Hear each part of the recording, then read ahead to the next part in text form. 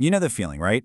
It's January 1st, you're pumped, and you tell yourself, this is the year. This is the year I'm finally going to get my finances in order. But then, what happens? Fast forward to March, and that big resolution is just gone. Poof, a distant memory. Well, today we're going to dig into why that happens and, way more importantly, how to set financial goals that you will actually stick to and achieve.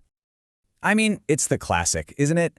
This year, I'll save more money. It sounds so good, so simple, so adult. And in that moment, you really believe it. You've got this huge burst of motivation, and you can practically see that nest egg growing. You feel yourself getting ahead, finally feeling secure. Yeah, I'm guessing that sounds pretty familiar. Because for most of us, that fire just fizzles out. You peek at your bank account a couple of months later and, whoops, you're right back where you started. It is such a frustrating cycle, right? And it can really make you feel like, ugh, I'm just not good with money. So what is going on here? What's the real problem? Well, here's the thing. It's probably not a lack of willpower. It's a lack of clarity. It turns out that these vague, fuzzy goals are the absolute enemy of progress. But don't worry, today we're going to learn how to fight back with a much, much better system. This table probably hits a little too close to home for some of us, right? When our goals are just these big, hazy ideas like save more or spend less, we have absolutely no direction. It's like being told to drive to a destination without a map or a GPS. You have no idea if you're getting closer or just driving in circles. And when you feel lost like that, it's just so easy to give up. Yeah, it's exactly like this. It feels like you're trying to hit a target in a pitch-black room. You know the target is out there somewhere, but you have no clue where to aim. You just end up firing blindly. And that is a perfect recipe for feeling discouraged, which leads you to do, well, nothing at all. Okay, but what if you could just flip a switch and turn on the lights? What if there was a simple but really powerful framework that could take all that wishful thinking and turn it into a real, actual plan? Well, that's exactly what we're about to dive into. And here it is. It's called the SMART method. And look, it's not just a clever acronym, though, okay, it is a pretty clever acronym.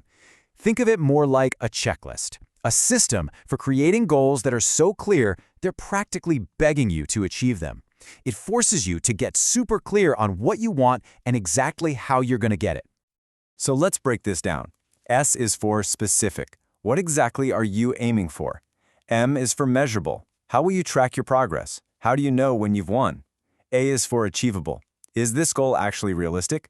A huge goal is awesome, but you got to be able to break it down. R is for relevant. Why does this goal actually matter to you? This is your big why. And finally, T is for time-bound. When are you going to do this by? You need a deadline to create that focus and urgency. All right, so theory is great and all, but let's see this thing in action. Let's put it to the test and watch how this framework takes a fuzzy, vague dream and turns it into a rock-solid, actionable plan. Okay, let's take a super common goal, building an emergency fund. It's a great idea, right? A fantastic goal.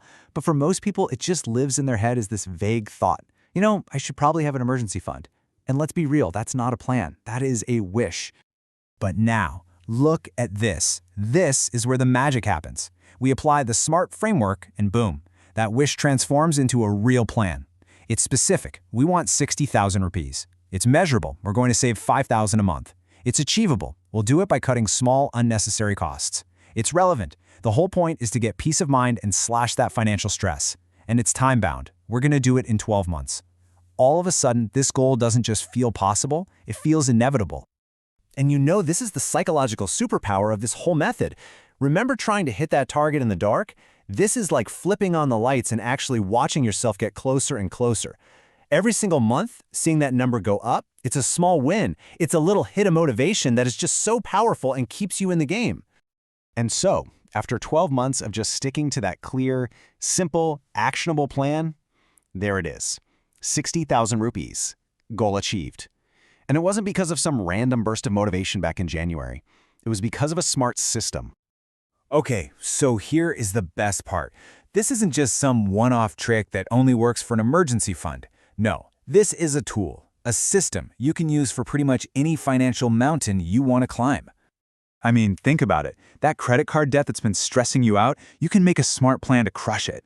What about that dream of finally investing for your future? You can make a smart plan to get started. That vacation you keep saying you'll take someday, this is how you make it a reality. It really all boils down to this one simple, powerful idea. Once you can measure your progress, you can manage it. See, if you're just guessing, you're not really in control. But the second you can see the numbers, the second you can track it, you are in the driver's seat. So really, the whole shift we're talking about here is going from a vague wish to a specific promise you make to yourself.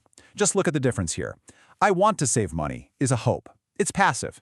But I will save 5,000 rupees every month for the next 12 months. Now that is a plan. That has power. So the only question left for you is, what's that one big financial dream you've been putting on the back burner? And what's stopping you from using this exact framework, starting today, to finally turn that dream into your reality?